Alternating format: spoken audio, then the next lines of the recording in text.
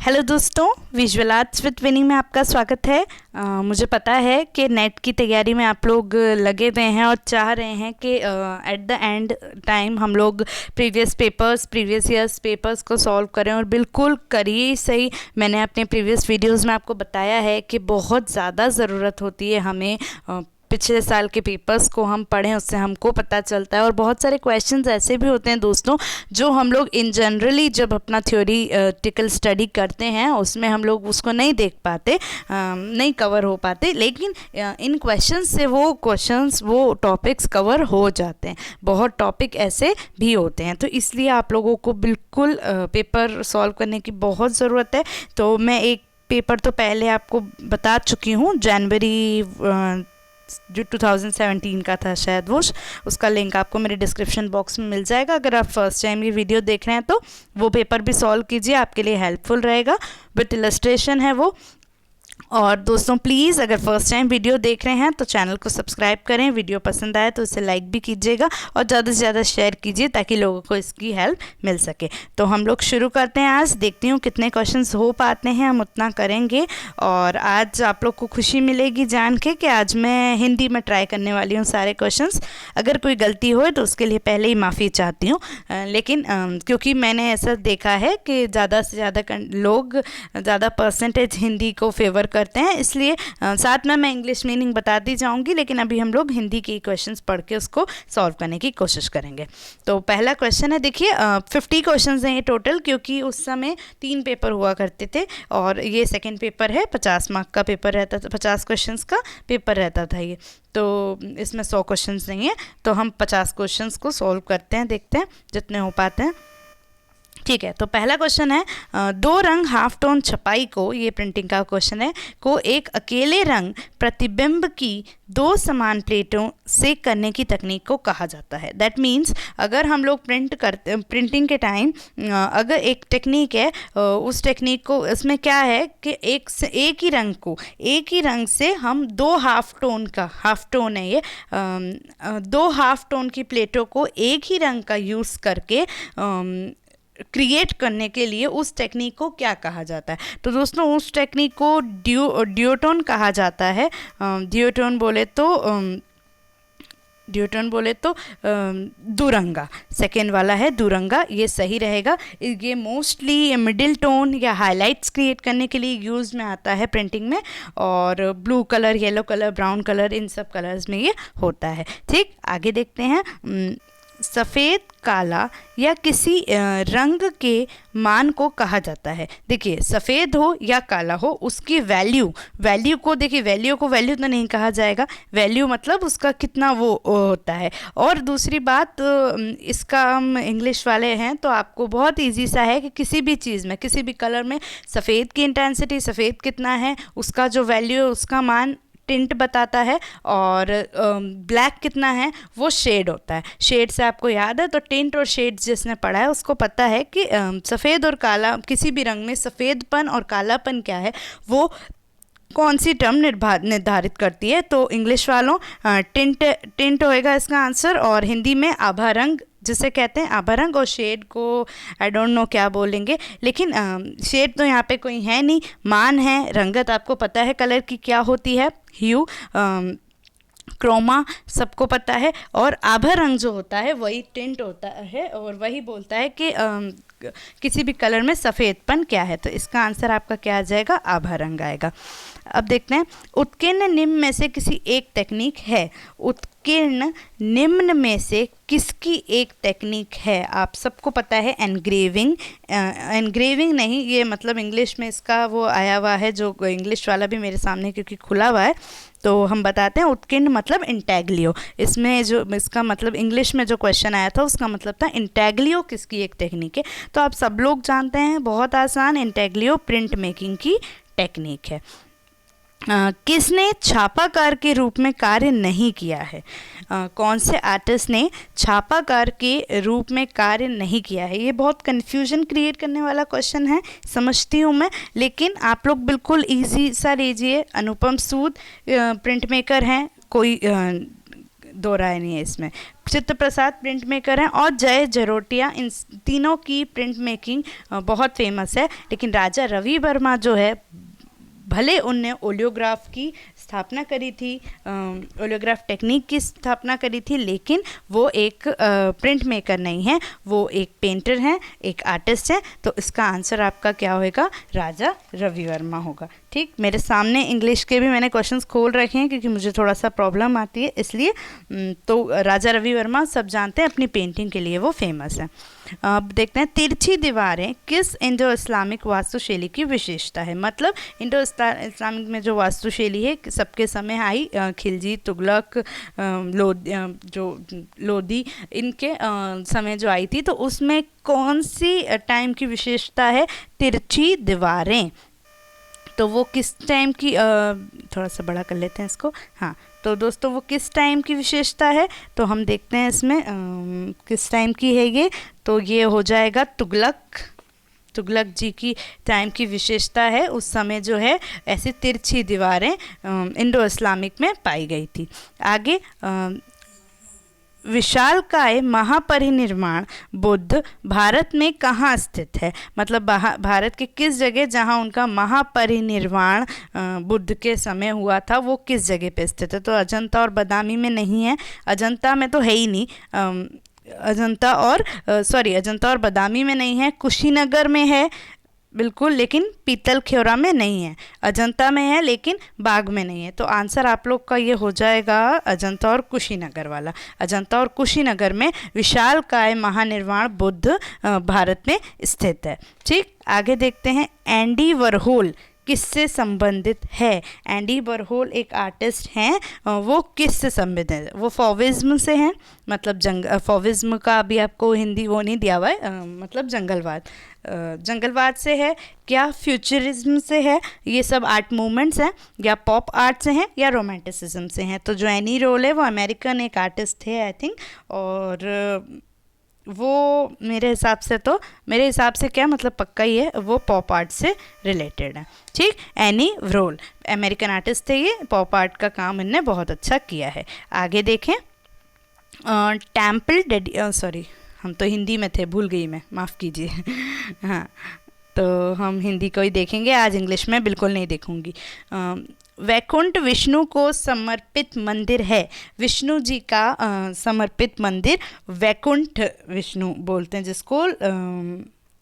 English में बोलूँगी तो इंग्लिश में देखती हूँ क्या लिखा है, टेम्पल डेडिकेटेड वैकुंठ विष्णु ही, उनको कौन सा टेम्पल डेडिकेट है? तो देखते हैं, लक्ष्मण मंदिर, खजुराहो में जो लक्ष्मण मंदिर है वो, लिंगराज मंदिर भुवनेश्वर। ये वाला पेपर वैसे बहुत इजी है नेट के हिसाब से मुझे लगता है। तो लिंगराज मंदिर भुवनेश्वर का, दुर्गा मंदिर ऐहोल का, और बृहदेश्वर मंदिर तंजौर का। तो इसमें जो है वैकुंठ विष्णु का नाम दिया गया है, तो वो हमारे लक्ष्मण टेम्पल आ जाएगा खजुराहो का। ये वैकुंठ विष्णु को समर्पित है। खजुराहो में जो लक्ष्मण मंदिर है उसमें वैकुंठ विष्णु जी की प्रतिमा पाई गई है। आगे, विष्णु प्रतिमा लक्षण में गदा को निम्न में से किस रूप से दर्शाया गया? ये इस समय आया है, इसके बाद ये एक आध पेपर में और रिपीट हुआ है दोस्तों। मेरे सामने शायद ये जब मैंने ही दिया था उसी समय ही ये वाला क्वेश्चन भी आया है। तो बहुत इजी है, जो विष्णु जी का जो गदा होता है वो किस रूप में दर्शाया जाता है, मतलब विष्णु जी की प्रतिमा में जो गदा है वो उनका क्या रूप रहता है, क्यों, उसका क्या मान्यता है? तो वो देखते हैं, महिला साथी मीन्स फीमेल कंपेनियन, खगोलीय वस्तु मीन्स, खगोलीय वस्तु बोले तो क्या होगा आपका, कैलेस्टियल बीइंग। ठीक, पुरुष साथी मीन्स मेल कंपेनियन, और एक वाहन मतलब उनका एक व्हीकल मीन्स किसको वो शो करता है, जो गधा वो लेते हैं, तो वो जो है वो उनका फीमेल कंपेनियन, महिला साथी के रूप में उसको शो करता है। क्या? गधा आपका, गदा विष्णु जी का, मेरा नहीं। ठीक है, आगे बढ़ते हैं। 10वां क्वेश्चन, गंधार कला का संबंध निम्न में से किससे है? गंधार शैली, उसका संबंध किससे है? बिना आंखें बंद करके मैं तो समझूंगी कि ये आपको पता ही है। गंधार बोले तो Greek art, Indo Greek art में इसका हमें वो मिलता है। ग्रीको रोमन नहीं होगा, बिल्कुल नहीं होगा, इंडो पर्शियन भी नहीं होगा, और सेंट्रल एशियन भी नहीं होगा। इंडिया और ग्रीक मतलब यूनान और क्योंकि यहाँ पे यूनान का प्रभाव मिला था हमको, इसलिए यहाँ पे इंडिया और ग्रीक को हम जोड़ के कहेंगे जो आया वो हमको गंधार शैली में मिला। थोड़ा सा यूनान का प्रभाव था, इसलिए उसको इंडो ग्रीक आर्ट कहा जाता था। ठीक, आगे देखते हैं। कांसे, ब्रॉन्ज जो है, ब्रॉन्ज में क्या होता है, ब्रॉन्ज एक मानक है, एक एलॉय है ना, वो है, वो किस तीन के मिक्सचर से बना है, कॉपर, टिन और जिंक, कभी मत भूलिएगा। लेकिन उसका रेशियो यहाँ पूछा गया है तो मैं तो ये समझूंगी कॉपर। देखिए अब आपको सबको ये पता है कि जो ब्रॉन्ज है वो कॉपर, जिंक और टिन से बनता है, तो सेकेंड ना सेकेंड होएगा और ना ही फोर्थ होगा। क्यों? क्योंकि इसमें तो है ही नहीं, ये दोनों हैं, लेकिन इसमें हमें ये देखना है कि किसका रेशियो कितना होता है। तो ऑब्वियसली कॉपर का 90% रहता है, टिन का 7% रहता है और जिंक का 30% रहता है। तो इसका सॉरी 3% रहता है, 30 कैसे बचेगा? तो 97 और 3, 90:7:3, ये आपका, आप हमेशा कभी भूलिएगा मत, क्योंकि ब्रॉन्ज एक मेटल बहुत चीज़ में यूज़ आता है विजुअल आर्ट्स में, तो ये इन चीज़ का एलॉय मिक्सचर रहता है। ठीक है, आप समझ सकते हैं। देखिए इसी टाइप के क्वेश्चंस आते हैं, ऐसा कोई वो नहीं है, पर ये थोड़ा सा इजी है मेरे हिसाब से, मैं ऐसा कहूँगी, पर डरिएगा मत। लेकिन क्वेश्चन उसी इर्द गिर्द रहते हैं जिसकी पढ़ाई हमने करी है। आपने अगर पढ़ाई करी है और नॉलेज लेके करी है तो आपको दिक्कत नहीं आएगी। आगे देखते हैं 12th वाला। समामेलन निम्न में से किसके लिए उपयुक्त शब्द है? समामेलन मतलब अमलगेमेट, एमलगेमेट, ये आपको ये वर्ड है, मतलब ये क्या है? तो ये पत्थर है, ये कांसा है, ये लकड़ी है या फाइबर ग्लास है? तो भैया ये ब्रॉन्ज के देखिए दो चैप्टर वो आ गए क्वेश्चन, ये कांसा है, एमलगेमेट नामक जो चीज़ है वो ब्रॉन्ज है। ठीक, आगे देखते हैं।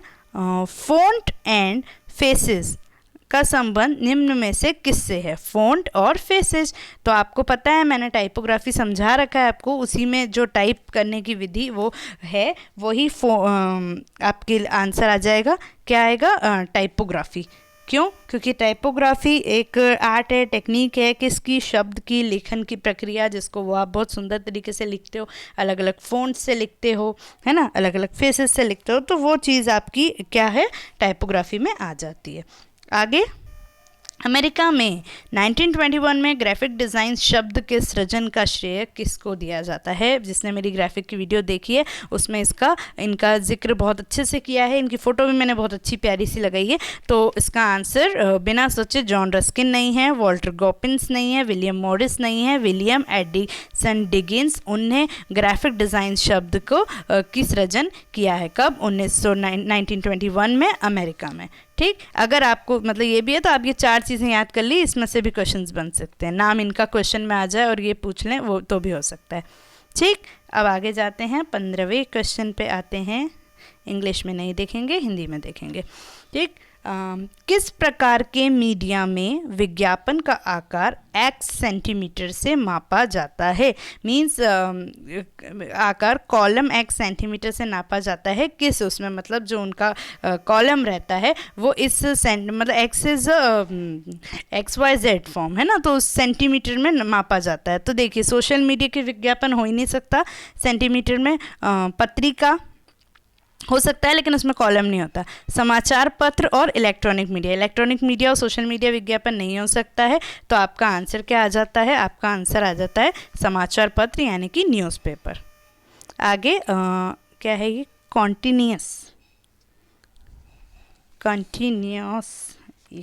कंटिन्यूस टोन इमेजेस कहाँ पे पाई जाती हैं? कंटिन्यूस टोन की इमेजेस हैं वो इनमें से किस पे पाई जाती है? तो डिजिटल फोटोग्राफी पे, समाचार पत्र के चित्र पे नहीं, it's a kind of tone जो कि डिजिटल फोटोग्राफ पे ही मिलती है, प्रोडक्ट मैगजीन पे नहीं, और ये क्या है? बोमाइड प्रिंट और लेटेंट इमेज इसमें भी नहीं होता। तो इसका सीधा आंसर डिजिटल फोटोग्राफी है। टाइगर इन मूनलाइट नाइट 1978 में किस कलाकार की कृति है? क्या? टाइगर इन मूनलाइट लाइट, ये मतलब देखिए काम आप लोग को बहुत अच्छे से याद रखने ही है। तो ये जो है ये मैन और वुमेन की रिलेशनशिप पे कुछ है, ऐसा काम किया गया है। ये किसने बनाया है? तो ये जोगिन चौधरी जी ने क्रिएट किया है इसमें। इसको मैं बताती हूँ, ये वाला जोगेंद्र चौधरी जो फोर्थ है, उनने tiger and moon late night उनका काम है, 1978 में इनने इसको बनाया था। रंग में गुण धर्म है, गुण धर्म बोले तो अच्छा हाँ, प्रॉपर्टीज़, जो प्रॉपर्टीज़ होती है कलर की वो उसमें क्या है, कौन कौन से हैं, तो बिल्कुल रंगत मतलब यू आपको पता है वो है उसकी प्रॉपर्टी, मान मतलब वैल्यू वो भी है इसकी प्रॉपर्टी, तीव्रता यानी कि इंटेंसिटी, ये these all three are the properties of colour. हम आप लोगों ने अगर कलर पढ़ा है, रंग पढ़ा है, तो जो प्रॉपर्टीज़ में ये तीन ही होती हैं, तो ये तीनों का ही है, तो आपका आंसर बिना सोचे समझे उपयुक्त सभी आ जाएगा। आगे कालीघाट चित्रकला का केंद्र था। कालीघाट के बारे में देखिए, कुछ चीज़ें, कुछ क्वेश्चन टफ आते हैं तो कुछ इजी भी आते हैं, कुछ एकदम ऐसे अपने पढ़े जैसे भी आते हैं, तो ये एक बैलेंस्ड फॉर्म है पेपर का, ठीक। तो कालीघाट चित्रकला सबको पता है, बंगाल की फोक आर्ट है, फोक चित्रकला है, तो उसका आंसर बंगाल आपको सामने ही दिख रहा है, कलकत्ता, तो यही आपका आंसर होगा कि यही इसका केंद्र है।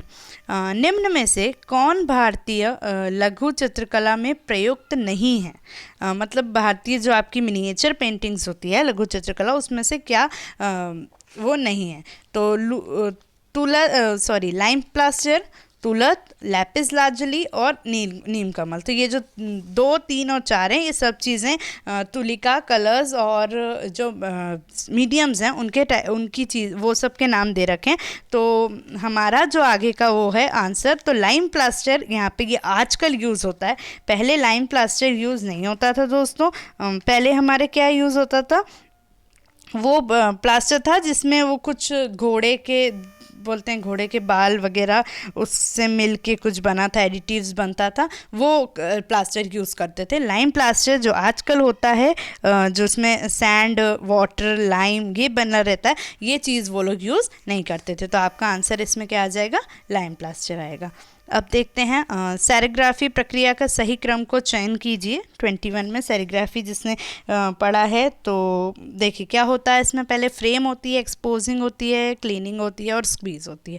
बिल्कुल फर्स्ट वाला ही सही है वैसे तो, लेकिन देखिए इसमें यही देखना है हमको, सबसे पहले हमको फ्रेम लगानी होती है, स्क्रीन जो कपड़ा वो स्क्रीन होती है हमारी सिल्क की, उसको हमको लगानी होती है सेरिग्राफी में, फिर हम उसको एक्सपोज करते हैं लाइट्स के साथ, फिर उसको क्लीन करते हैं और फिर स्क्वीज से हम उसकी प्रिंट प्राप्त करते हैं। तो ये जो आपका है फर्स्ट वाला ही आपका सीधा सीधा आंसर आ जाएगा, बाकी चीज़ ऐसा नहीं है। सबसे पहली काम ही फ्रेम का होता है, तो देखिए 1 और 3 में ही होगा, लेकिन फ्रेम के बाद क्लीन नहीं किया जाता, फ्रेम के बाद उसको एक्सपोज किया जाता है, तो आपका आंसर 1 आएगा। ये दो तो होते ही नहीं है, क्यों, क्योंकि सबसे पहले काम ही आपको लकड़ी की फ्रेम को उसको सिल्क से तैयार करना होता है। सेरिग्राफी की जल्दी से वीडियो लेके आऊँगी मैं, थोड़ा सा काम उसका अटक गया था, सॉरी। इंटैग्लियो और वो तो हो चुका है, रेलिफ, सेरिग्राफी जल्दी करवा देंगे फटाफट, ठीक। तो ये आपका सेरिग्राफी हो गया। अब काष्ठ चित्र, वुड कट, ये तो अगर जिसने पढ़ा है कोई मुझे तो बताने की ज़रूरत ही नहीं है, फटाफट देखते हैं इसमें क्या है। Engraving, inking, drawing, pressing. Would cut में क्या होता है, काष्ठ चित्र। एनग्रेव होता है, ड्राइंग, इंक होता है, ड्राइंग होता है, प्रेसिंग होता है, नहीं गलत, पहले एनग्रेविंग कैसे करेंगे, प्रेसिंग होता है, ड्राइंग पहले ही प्रेस कैसे कर लोगे, दूसरा भी गलत है। तीसरा ड्राइंग होएगा, बिल्कुल होगा, फिर एनग्रेव करेंगे, फिर इंक लगाएंगे और फिर प्रेस कर देंगे। तो बिल्कुल दोस्तों थर्ड वाला सही हो गया। फोर्थ भी देख लो, इंकिंग के बाद ड्राइंग कैसे होएगी, 4 भी गलत ही है, तो आंसर क्या आ जाएगा आपका थर्ड वाला। आगे सही क्रम चुनिए। ये बहुत मज़ा आता है मुझे ये क्वेश्चंस में, सच में बहुत मज़ा आता है, आप लोग को भी आएगा। टाइमलाइन से पढ़ोगे, टाइमलाइन से अगर उस चीज़ को समझ रखा होगा तो फटाफट सॉल्व करेंगे और फटाफट ये क्वेश्चंस बनते जाएंगे, ठीक। देखिए पैर्थेनॉन दे रखा है, पैंथेनॉन नहीं है। Colosseum, cathedral of Notre Dame और Sistine Chapel. Cathedral of Notre Dame, Sistine Chapel, Colosseum और पैर्थेनॉन। देखिए सबसे पहले ही ये तो मैं आपको बोल दूं कि आगे बढ़ो ही मत, इन चार नाम देख लिया करो, इसमें जो भी काम है ना आपका उसको आप 4 नाम देख लो। चारों नाम अगर देख लिए, उसमें से आपको जो पहले का दिख रहा है, मतलब उसी को देखो, एक भी अगर पता हो कि ये सबसे पहले का है तो बिल्कुल पैर्थेनॉन ही ग्रीक सबसे पहले है, और उसके बाद ही टाइम हुआ, ग्रीक के टाइम हुआ ये पैर्थेनॉन, फिर कोलोसियल तो रोम के बाद बना 80 AD के समय, है ना। और फिर फिर आपका नॉटर डेम कैथेड्रल आएगा, जो कि 1345 इस समय बना है। और फिर उसके बाद जो आएगा आपका सिस्टाइन चैपल, जो कि रेनेसेंस टाइम पे बना है। तो आपका क्वेश्चंस कौन सा हो जाएगा? पहला ही सही हो जाएगा। ये बहुत अच्छा लगता है मुझे क्वेश्चंस। आगे 24 देखते हैं। कुव्वत उल इस्लाम मस्जिद दिल्ली, 2.5 दिन का चोपड़ा मस्जिद अजमेर, जामा मस्जिद दिल्ली, बादशाही मस्जिद लाहौर। अब इसमें मेरे को बहुत मज़ा आती थी, लेकिन मज़ा क्या आती थी, क्योंकि मुझे थोड़ा सा सच बात बोलूँ तो ये मैं टॉपिक बहुत कम पढ़ रखा था, बहुत इंडो इस्लामिक वाला उस समय भी। लेकिन मुझे ये चीज़ पता थी कि जो ये बादशाही मस्जिद है, ये कुछ 1600 अराउंड ऐसा बनी थी, सबसे लास्ट में ही थी। तो मैं सबसे पहले ये ढूंढ लेती थी भैया कि वो सबसे लास्ट लाहौर में बनी थी, तो वो लास्ट है क्या, तो वो लास्ट मेरे को पहले वाले में ही दिख गई थी। और दूसरी बात मुझे ये भी पता है कि जामा मस्जिद, कुछ भी चीज़ आपको अगर उससे पढ़ना है तो आप कनेक्ट कर लो। और जामा मस्जिद जो है वो भी रिसेंटली बनी है। इंडिया, अगर हम इंडिया की भी दिल्ली अजमेर सब की बात करें तो वो रिसेंटली बनी हुई है, ये सब पुरानी है। कुव्वतुल इस्लाम और 2.5 दिन का झोपड़ा तो नाम भी नहीं सुना मैंने, साफ बात, मतलब मैंने नहीं पढ़ा है, सॉरी। आप लोग बिल्कुल पढ़िए, लेकिन मैंने उस समय नहीं पढ़ा था, बाद में जाके पढ़ा था, ये मैं समझती हूँ। क्योंकि देखिए मैंने भी जब एग्ज़ाम पढ़ी थी ना, तो ये सब क्वेश्चन सॉल्व करे हैं, इसलिए मुझे याद है। और मैं अपना टाइम आपको बता रही हूँ कि मैं कैसे सॉल्व करती थी। ठीक, आपको पढ़ना है, आपको बिल्कुल पढ़ना है, आप ऐसा मत बोलिए, ये आप करेंगे तो आपको इजी लगेगा। तो आंसर ये है कि बादशाही मस्जिद रिसेंट नहीं बोलूँगी, पर लेटेस्ट में बनी थी 17वीं शताब्दी के अराउंड, तो वो मैंने लास्ट में लेके, और जामा मस्जिद अपने यहाँ रिसेंट थी, इसलिए हम उसका आंसर मैंने फर्स्ट क्लिक माना था, और वो फर्स्ट ही सही है। आगे इसको भी क्रमानुसार लिखना है, तो बिल्कुल बनीनी है, मैथिस है, हेंसल है और ब्रुनेल्ची है। तो देखिए ये सब रेनेसेंस के टाइम के हैं, लेकिन रेनेसेंस के पहले के तो कोई भी नहीं है, सब रेनेसेंस के बाद के ही हैं। ठीक है, तो रेनेसेंस में सबसे पहले आता है अपना अर्ली रेनेसेंस, मतलब प्रारंभिक पुनरुत्थान। तो उनके हमारे आर्टिस्ट हैं अपने, एक ब्रुनेल्ची पहले के हैं, सबसे पहले हैं। तो ब्रुनेल्ची जहाँ पहले दिख जाता है वो वाला आंसर आपका सही हो जाता है, थर्ड वाला। और कहीं तो कुछ है भी नहीं खेलना, लेकिन फिर हम एक बार क्लियर करते हैं तो बिल्कुल। फिर उसके बाद बर्नीनी आए, फिर मैथिस, हेनरी मैथिस सब जानते हैं फॉविज्म के, और फिर हैंसन जी आए हमारे 1925 के अराउंड, जो आए थे 1925 1996 तक थे। तो वो हैंसन लास्ट में थे। तो ये वाला जो क्वेश्चन हमारा है उसमें आपका थर्ड आंसर सही चला जाता है। आगे मैं इस बार मैं ज़्यादा डिस्क्रिप्शन इसलिए नहीं दे रही हूँ क्योंकि मैं पूरा 50 क्वेश्चन में चाह रही हूँ फटाफट इसको आपको सॉल्व करा दें, ज़्यादा डिस्क्रिप्शन का है भी नहीं।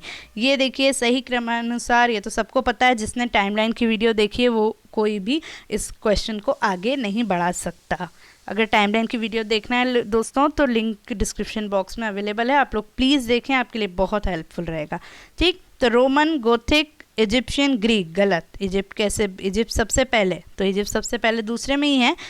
इजिप्ट, ग्रीक, रोमन और गोथिक। आगे देखना ही मत और आगे बढ़ जाना, बिल्कुल यही सही है। और आगे देखना ही नहीं हमें, ये सब चीज़ें पहले कैसे आएगी, ना गोथिक पहले आ सकता है ना ग्रीक पहले। आगे बढ़ो, हम आ जाते हैं अपना 27th क्वेश्चन पे। ओके, डिजिटल फोटोग्राफी का क्रम देखते हैं इसमें जो वो बोल रहे हैं। तो सबसे पहले आता है शूटिंग, प्रिंटिंग, एडिटिंग, डाउनलोडिंग। आप सिंपल इसको देखिए, डिजिटल फोटोग्राफी में हमने शूटिंग किया और क्या उसके बाद हम प्रिंट कर सकते हैं। फ़ोटोग्राफी आप सबको इन जनरल पता है, अगर आप लोगों ने वो सब कुछ नहीं पढ़ा, लेकिन ये तो बहुत कॉमन सा क्वेश्चन है, नहीं कर सकते। डाउनलोडिंग सबसे पहले ही, अगर शूट ही नहीं करेंगे तो डाउनलोड कैसे करेंगे। थर्ड, शूटिंग, डाउनलोडिंग, मतलब शूट ही नहीं होएगा डाउनलोडिंग कैसे, लेकिन इसमें पहले हमने शूट कर लिया, ठीक है, फिर हमने डाउनलोड भी कर लिया, फिर हमने उसको एडिट किया और फिर प्रिंटिंग की, नो डाउट। तो ये आपका आंसर आ गया थर्ड वाला, है ना। प्रिंटिंग तो पहले हो ही नहीं सकती, फोर्थ तो कुछ है ही नहीं। अब देखते हैं क्या है। एडवर्टाइजिंग मीडिया के विकास का क्रम लगाएं, मीन्स जो एडवर्टाइजमेंट हमने दिया है उसमें सबसे पहले किसका विकास हुआ है, इसका आपको क्रम से आपको वो लगाना है। तो देखते हैं, social media, guerrilla promotion radio newspaper, हो ही नहीं सकता। सोशल मीडिया सबसे पहले कैसे आएगी? न्यूज़पेपर बिल्कुल, guerrilla promotion radio, social media नहीं, क्योंकि रेडियो पहले आया था। गुरिल्ला प्रमोशन नहीं, न्यूज़पेपर से पहले, न्यूज़पेपर सबसे पहले। तो फोर्थ आता है आपका न्यूज़पेपर, रेडियो, गुरिल्ला प्रमोशन और सोशल मीडिया। सोशल मीडिया देखिए, अगर आप दोनों को रेडियो और गुरिल्ला प्रमोशन इनमें भी कन्फ्यूजन है तो कोई दिक्कत नहीं, ये ध्यान रखिएगा न्यूज़पेपर सबसे पहले ही आया था और सोशल मीडिया सबसे लेटेस्ट है। तो आंसर आपका क्या है? आपका आंसर फोर्थ वाला हो जाएगा। वॉश पेंटिंग की तकनीक सब करते हैं, सबको पता है। सबसे पहले सोक करेंगे, फिर माउंट करेंगे, फिर ड्राइंग करेंगे, फिर कलर करेंगे। पहला ही आंसर सही है ऑब्वियसली। माउंट करेंगे, सोक करेंगे, कलर करेंगे, ड्राइंग करेंगे, ऐसा नहीं हो सकता। कलर, ड्राइंग से पहले कलर नहीं होएगा। ड्राइंग करेंगे, पहले ड्राइंग करेंगे, फिर माउंट करेंगे, फिर सोक करेंगे, नहीं, ड्राइंग पहले करेंगे और सोकिंग बाद में, तो वो गड़बड़ हो जाएगी काम। ड्राइंग करेंगे, सोक करेंगे, ड्राइंग के बाद सोक हो नहीं हो सकता। तो आपका आंसर जो है फर्स्ट ही सही है। पहले सोक करेंगे, फिर माउंट करेंगे, फिर ड्राइंग करेंगे और फिर कलर करेंगे। चित्रकारों के सही कालानुक्रम का चयन कीजिए। मीन्स हमको वो वही असेंडिंग डिसेंडिंग करना है। तो पहले कौन से थे? पहले बहजाद, देखिए कौन कौन से, बहजाद, मीर सैयद अली, मिस्कीन और मंसूर। पहला ही सही है दोस्तों। क्यों? क्योंकि पहले बहजाद जो कि हमारे बाबर के टाइम के थे, मीर सैयद अली वो हुमायूं जी लेके आए थे, मतलब फिर उनने अकबर के उसमें भी काम किया। मिस्कीन अकबर के समय के आर्टिस्ट थे और जो मिस्कीन बहुत बड़े अच्छे पोर्ट्रेट आर्टिस्ट थे। और मंसूर जो कि हमारे वो कौन है, अरे हुमायूं के अकबर के बेटे कौन होते हैं? जहांगीर सॉरी, जहांगीर के समय के हैं मंसूर, बड़े एनिमल आर्टिस्ट। तो आपका आंसर कौन सा? फर्स्ट वाला ही सही हो जाएगा।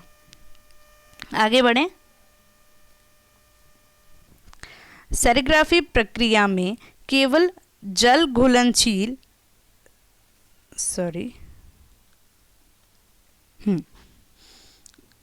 सेरिग्राफी प्रक्रिया में केवल जल घुलनशील स्याही का प्रयोग किया जाता है।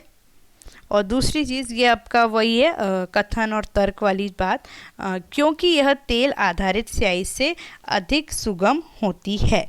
तो ए और दो दोनों ही गलत हैं, बिल्कुल गलत है। सेरिग्राफी प्रक्रिया में केवल जल घुलनशील स्याही का उपयोग नहीं होता, और भी होता है। दूसरी चीज़ वो ये गलती है कि ये तेल आधारित स्याही से अधिक सुगम होती है, ऐसा भी नहीं है। तो आपका आंसर कौन सा आ जाएगा? ये दोनों ही गलत है। आगे बढ़ें, फिर ये इंग्लिश आ गया। ओके। छपाई केवल मास्टर प्लेट से मूल पाठ और प्रतिबिंबों की प्रतिकृति तैयार करने की प्रक्रिया है। इस प्रक्रिया के कई विभेद पाए जाते हैं। दोस्तों इसमें तो मुझे वो देखनी पड़ेगी इंग्लिश, बिल्कुल। Print making is the process of reproducing text and images from a master plate. मतलब सिर्फ मास्टर एक जो प्लेट है उसी से, मुख्य प्लेट है, उसी से प्रतिकृति तैयार करने की प्रक्रिया। ऐसा नहीं है, हम एक की 10 कॉपियाँ भी बनाते हैं। इस प्रक्रिया में कई विभेद पाए जाते हैं। विभेद बोले तो in this process many variation, बहुत सारे वेरिएशंस भी उपलब्ध होते हैं। ऐसा ये क्या बोल रहे हैं, ऐसा ये लोग अपना तर्क रख रहे हैं। तो हम बोलेंगे कि हाँ ये विभेद वाली चीज़ तो सही है, बहुत वेरिएशंस मिलते हैं, लेकिन ये सही नहीं है कि सिर्फ मास्टर उससे ही आप काम करो। तो आपका आंसर कौन सा हो जाएगा, देखते हैं कौन सा वाला है। नीचे का सही है और ऊपर का गलत है। ए गलत है और आर सही है, मीन्स फोर्थ वाला, ये आपका आंसर हो जाएगा।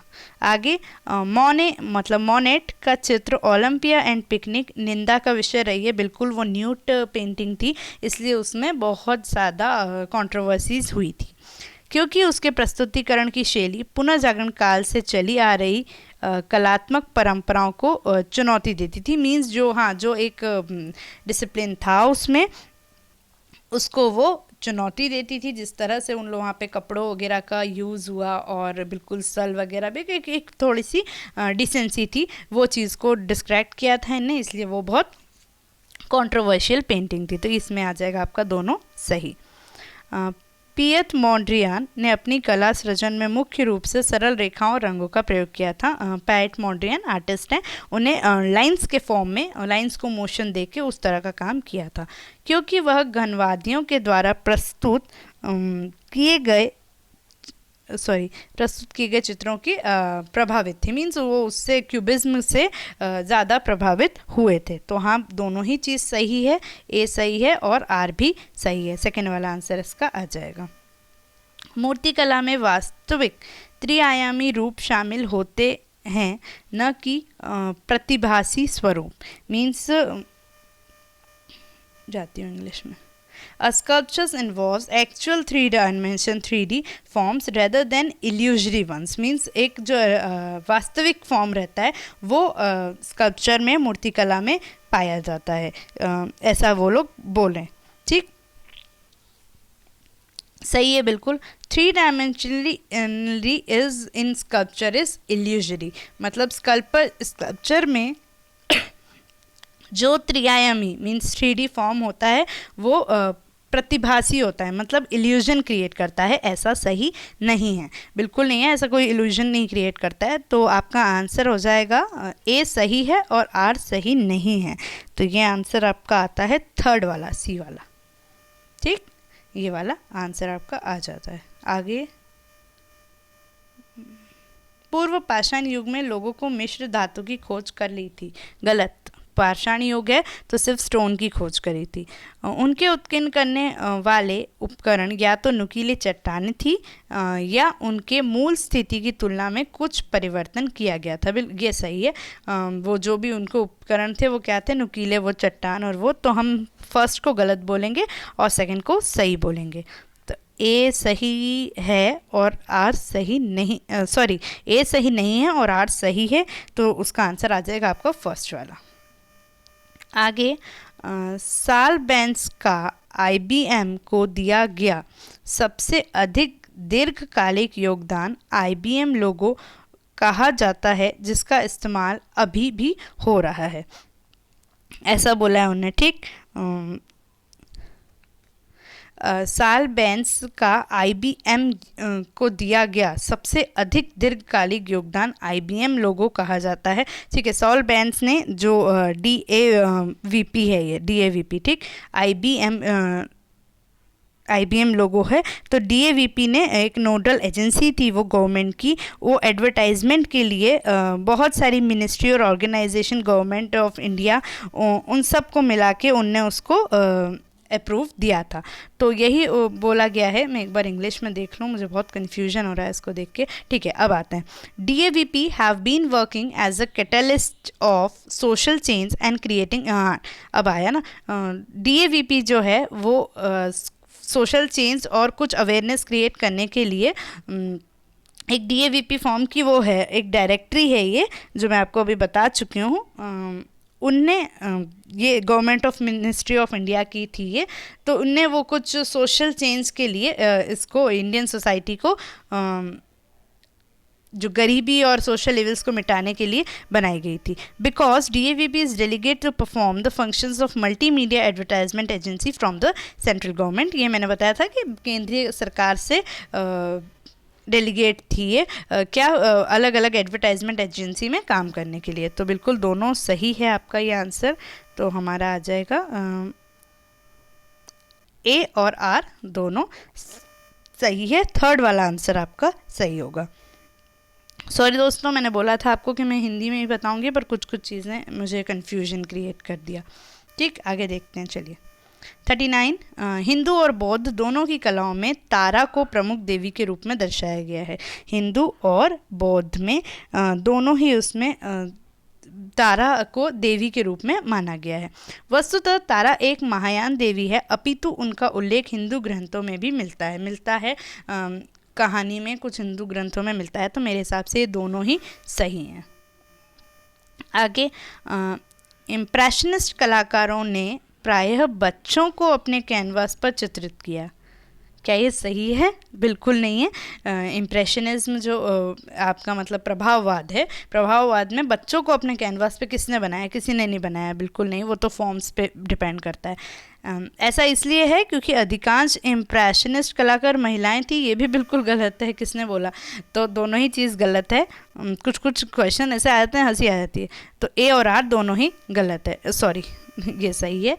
ए और फोर्थ वाला आपका आंसर आएगा, दोनों ही गलत है। ठीक दोस्तों, अब आगे देखते हैं। Rotary printing, litho printing, gravure printing, xerograph printing. नीचे से चलते हैं। सेरोग्राफी में स्क्वीजिंग होती है, डी का थर्ड। ग्रेवियर मतलब इंटेग्लियो, लिथो प्रिंटिंग मतलब प्लानोग्राफी, और रोटरी प्रिंटिंग ऑफसेट। तो आते हैं, ए का आपका फोर्थ हो जाएगा, ए का फोर्थ है, 2 या 3 में से कुछ होगा।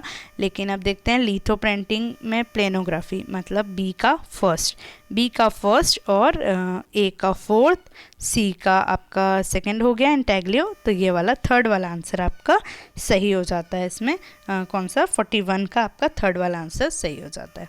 ठीक, इसमें कोई कन्फ्यूजन नहीं है क्योंकि वो सब अपन ने पढ़ ही रखा है, बहुत ईजी सी है ये। तो आगे बढ़ते हैं हम लोग।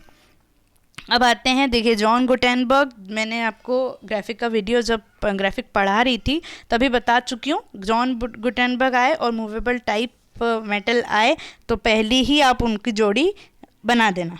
ठीक, तो ए का फोर्थ है, ए का फोर्थ देख लो कहाँ है, सेकेंड में या फोर्थ में। अब देखते हैं SW हैटर, SW हैटर देखें तो सेकेंड में SW हैटर मतलब ये कहाँ पे आ जाएंगे, अपने विस्कोसिटी से जुड़े हैं वो। ठीक, सेनेफेल्डर आएंगे सी में। तो ये आपके सेनेफेल्डर लिथोग्राफी, लिथोग्राफी से आएंगे, लिथोग्राफी बताया नहीं मैंने। और हेरक्यूलस सेगर्स नाम जी ने इनने कलर प्रिंटिंग सर्वप्रथम ली थी, तो वो डी का आपका 1 हो जाएगा। तो आंसर आपका बनता है फोर्थ वाला। ठीक, ये वाला, इन 2 और 3 में कन्फ्यूजन था, लेकिन ये वाला आपका आंसर सही हो जाएगा। आगे षडंग है ये, तो रूप भेद मतलब फॉर्म, डाइवर्सिटीज ऑफ फॉर्म, ए का सेकेंड, इंग्लिश में आ गई मैं तो, चलिए कोई बात नहीं। रूप भेद मतलब फॉर्म, रूप का वो, तो डी का सेकेंड, ए का सेकेंड आ जाएगा। प्रमाण मतलब प्रोपोर्शन, बी का 1 आ जाएगा। सदृश्य मतलब वेरसिमिलिट्यूड, ये बहुत बेसिक है तो मैं इसमें क्या समझाऊँ आपको, सी का फोर्थ। और वर्णिका भंग मतलब कलर्स, डी का थर्ड। तो ये आपका आंसर फर्स्ट वाला हो जाएगा।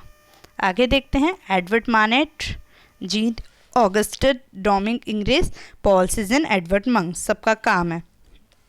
तो एडवर्ड मैनेट सबको पता है, ओलंपिया, ए का सेकंड देख लो कहाँ है, ए का सेकंड थर्ड वाला है, वही सही है। लेकिन जीन ऑगस्टस डोमिंग का एक बार क्लियर कर लेते हैं, तो बी का फर्स्ट यहाँ बिल्कुल द स्प्रिंग उनका ही काम है।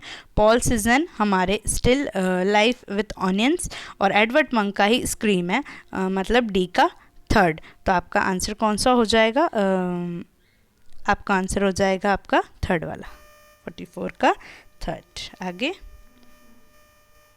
अब हिंदी लूँगी मैं।